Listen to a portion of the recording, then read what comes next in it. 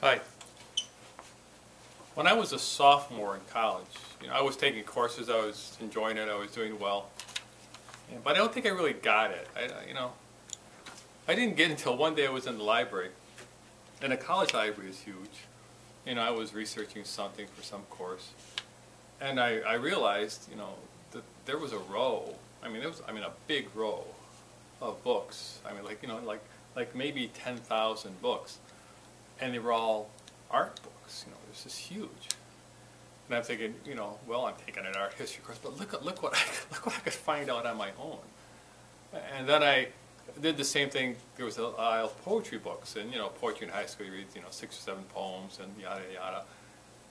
And there's an aisle like 10,000. I go, Devona, just because you're taking classes doesn't mean you can't do stuff on your own and find things out. So I went downstairs and I found a list of the Pulitzer Prize winning books for poetry, and I started reading them. And then in the course of the next year or two, I read them all. Didn't like them all, but I looked through like 70 different poets, and I began to find favorites.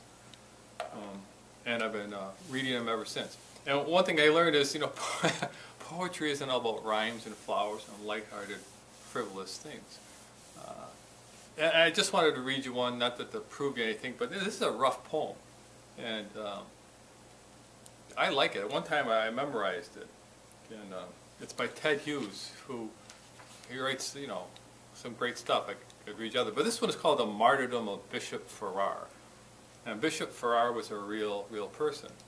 And it's in those days around the 15 and 1600s in England where, just huge battles between Protestantism and Catholicism. And, people burned at the stake all the time. And, people killed and murdered for their beliefs. And, it was a rough time. And Bishop Farrar was burned at the stake by Bloody Mary, the Queen of England. And this poem was about that. And he says, as they lashed him to the stake, he says, "If I flinch from the pain of burning, believe not the doctrine that I have preached." Meaning, they're going to try to make me renounce what I believe by burning me alive, but I'm not going to do it. And this is a poem. Bloody Mary's venomous flames can curl. They can shrivel sinew and char bone of foot, ankle, knee, and thigh, and boil bowels, and drop his heart a cinder down. And her soldiers can cry as they hurl logs in the red rush, "This is her sermon." The sullen-jowled, watching Welsh townspeople hear him crack in the fire's mouth. They see what black, oozing twist of stuff bubbles the smell that tars and wretches their lungs.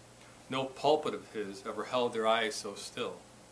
Never as now his agony, his wit.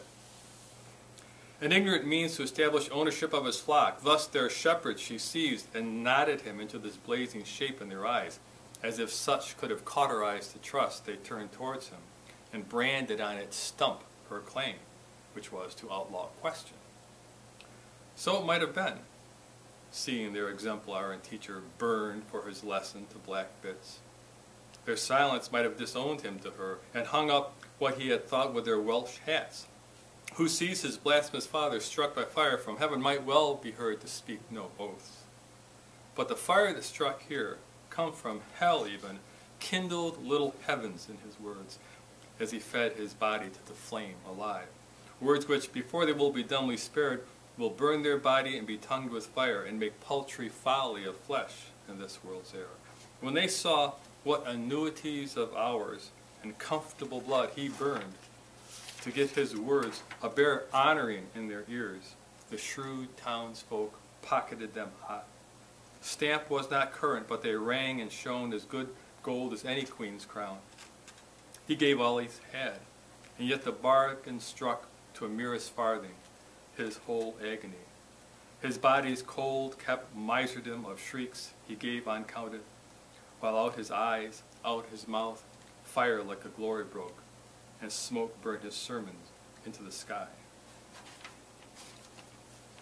I really like it. I've got a couple of books at home if you want to read more.